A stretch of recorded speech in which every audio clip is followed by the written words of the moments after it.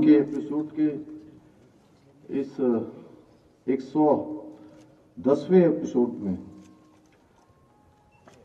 तपोवन मंडल के इस प्रथम बूथ पर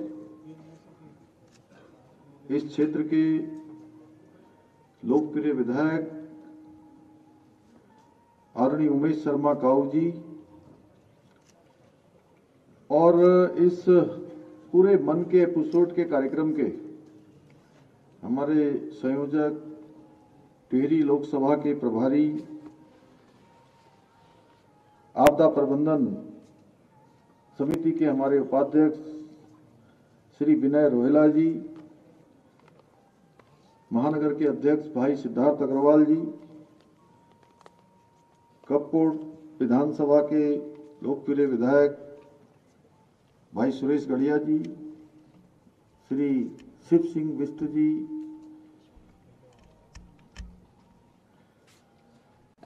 मंडल अध्यक्ष भाई तपोवन मंडल श्री संजीव मल्होत्रा जी, श्री विजय गिरी जी, प्रशांत डोभाल जी, महामंत्री शिवानी बंसल जी, क्षेत्रीय पार्षद तरुण दीवान जी, यहाँ के बूथ अध्यक्ष आकाश कृसाली जी, अमित फरासी जी, शक्ति केंद्र प्रमुख संजीत बंसल जी, आज के कार्यक्रम के संयोजक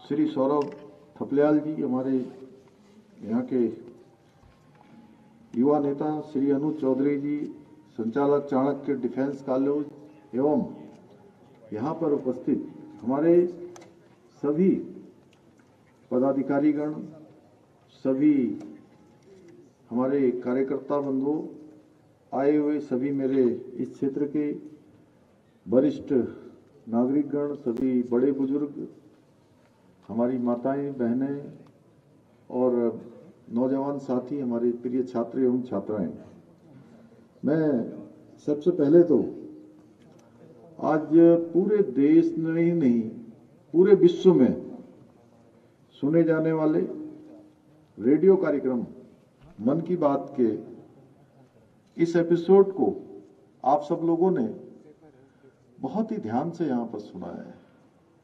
मैं देख रहा था कि जब प्रधानमंत्री जी अपनी बात कह रहे थे तो बिल्कुल पिन ड्रॉप साइलेंट यहां पर था। इतने ध्यान से आप लोगों ने मन के एपिसोड को सुना। इसको सुनने के लिए मैं अपनी तरफ से आप सबका धन्यवाद करता हूं। आप सभी ने आदरणीय प्रधानमंत्री जी के जो ओजस्वी विचार हैं, उन ओजस्वी विचारों को सुना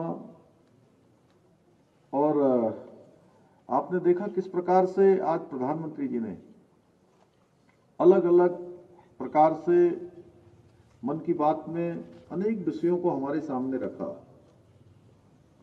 आगे हमारे नौजवानों के लिए उन्होंने जो फर्स्ट टाइम वोटर्स हैं उनके लिए भी संदेश दिया कि लोग तंत्र के महायज्ञ में अपना योगदान देना है। पहली बार वोट करने वालों को बड़ी संख्या में वोट देने के लिए अपनी आहुति देनी है, अपना योगदान देना है, अपने को सम्मिलित करना है। उसी प्रकार से अलग अलग लोगों के द्वारा हर एपिसोड में प्रधानमंत्री जी ने उन लोगों को आगे लाने का काम किया है जिससे समाज में काम करने वाले लोगों का प्रोत्साहन हो। लगातार जो लोग किसी न किसी क्षेत्र में बहुत विशिष्टता से काम कर रहे हैं उनका प्रोत्साहन हो, उनको पहचान मिले और उनके प्रोत्साहन के कारण से उनके काम करने की जो सामर्थ्य है वो सामर्थ्य बढ़े, उनकी फ्रीक्वेंसी बढ़े, उनका हर प्रकार से मनोबल बढ़े। ऐसा प्रयास उन्होंने हर मन की बात में किया है। भाइयों बहनों, आदरणीय प्रधानमंत्री जी ने अपने ओजस्वी विचारों से और लोगों को बहुत नजदीक से दिल के छूने का काम किया है। उन्होंने हमेशा हृदय स्पर्शी बातें की हैं। आज हम सब भी इस बहुत ही ऐसा कार्यक्रम, इसका नाम तो मन की बात है, लेकिन ये मन की बात नहीं बल्कि ये देश के जन जन की बात है। देश के गौरव की बात है, मां भारती के यशगान की बात है, भारत के सम्मान की बात है। पूरे विश्व के अंदर भारत के मान सम्मान और स्वाभिमान को बढ़ाने वाली बात है। जो प्रधानमंत्री जी के मन की बात के इस एपिसोड में और प्रत्येक एपिसोड में इन पर लोगों को बताया गया है, एक विचार किस प्रकार से सामाजिक सरोकारों का आधार बन जाता है, किस प्रकार से पूरे समाज को प्रेरित करने का काम करता है। मन की बात एक ऐसा अद्वितीय उदाहरण है। आदरणीय प्रधानमंत्री जी ने जिन भी विषयों को इस कार्यक्रम में शामिल किया है, सभी जन जागरण के लिए एक सशक्त माध्यम बने हैं और हमारे देश के नागरिकों पर, जिन लोगों ने भी मन की बात को सुना है, एक बहुत सकारात्मक ऊर्जा का उनके अंदर प्रभाव हुआ है, सकारात्मक ऊर्जा बढ़ी है, हर क्षेत्र में काम करने वाले लोगों की शक्ति बढ़ी है। हमारे उत्तराखंड के भी अनेक जो हमारे पर्यटक स्थल हैं, हमारी महान विभूतियां हैं, हमारे यहाँ की सांस्कृतिक धरोहर है, उन सभी को इन कार्यक्रमों में माननीय प्रधानमंत्री जी ने हर एक कार्यक्रम में उनको कहीं ना कहीं सम्मिलित करने का काम किया है।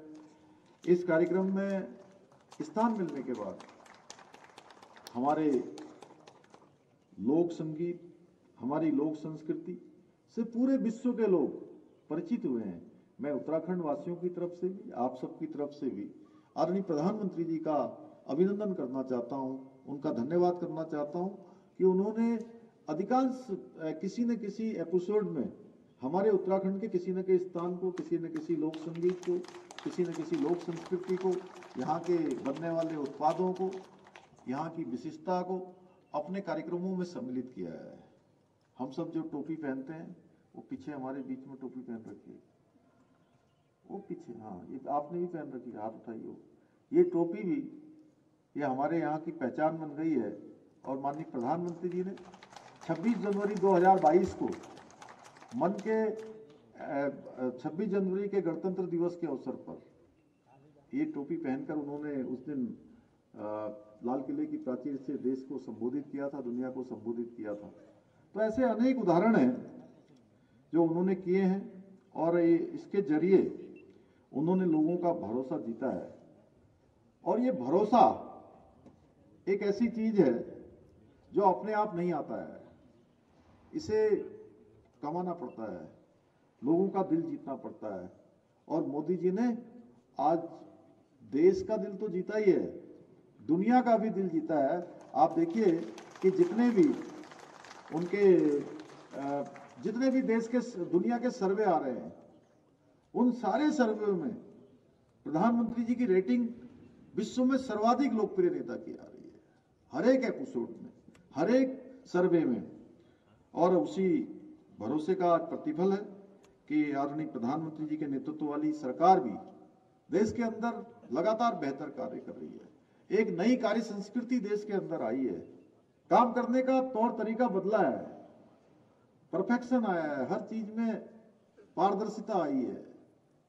जो बच्चे पहली बार 18 साल के हो रहे हैं, पहली बार जब वो वोट करने जाएंगे तो उन्होंने देखा नहीं होगा कि 2004 से लेकर 2014 तक कौन सी सरकार थी। उस समय वो नहीं इन चीजों को समझ पाते होंगे क्योंकि बहुत छोटे रहे होंगे।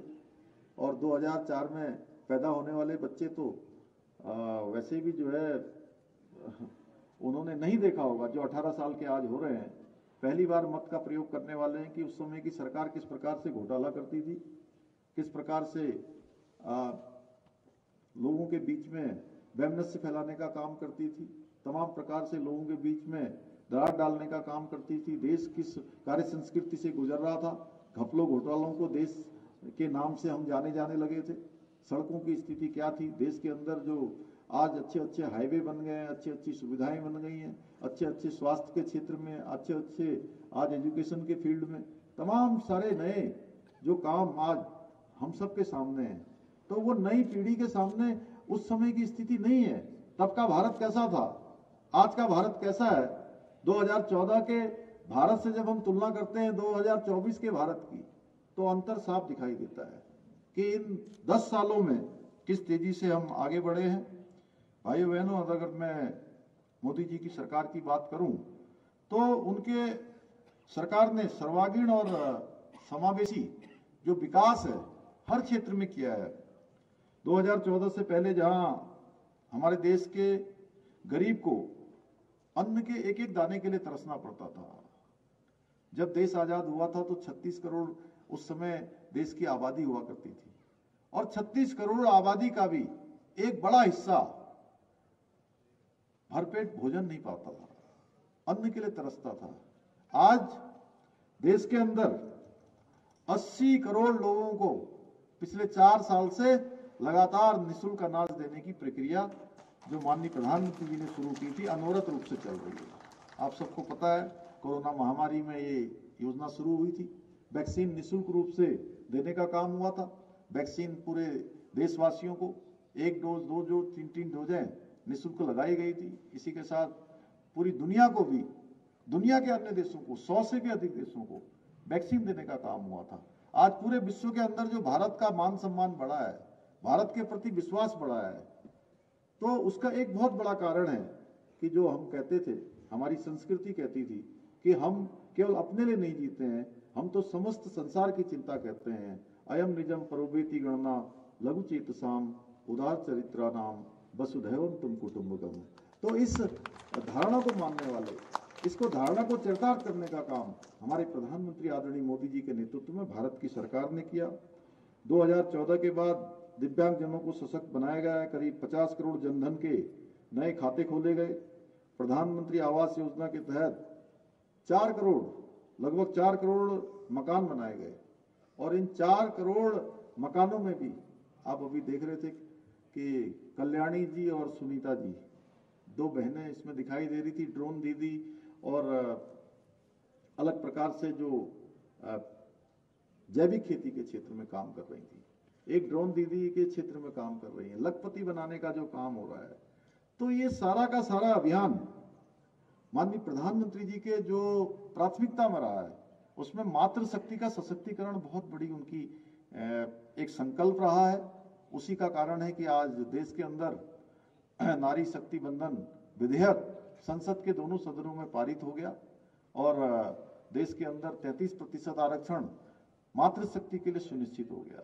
लखपति दीदी बनने के मार्ग तेजी से बढ़ रहे हैं। जहां 2 करोड़ लखपति दीदी बनाने का पहले केंद्र की सरकार ने लक्ष्य लिया था, अब उसमें 1 करोड़ और ऐड कर दिया है। प्रधानमंत्री आवास की संख्या